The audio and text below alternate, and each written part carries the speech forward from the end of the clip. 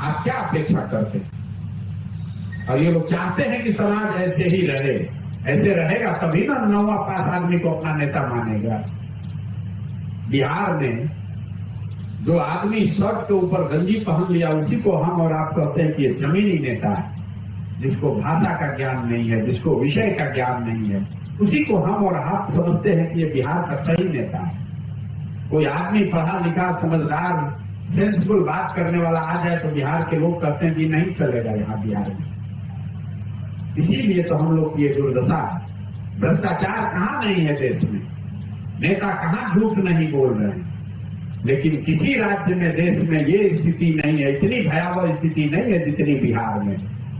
कोई तमिलनाडु, गुजरात, महाराष्ट्र, कर्नाटक से आकर बिहार में मजदूरी कर रहा है, कहीं देखा है आपने? आपके हमारे बच्चे रोज ट्रेन में, बस में जानवरों की तरह बैठकर रोज मजदूरी करने जा रहे हैं।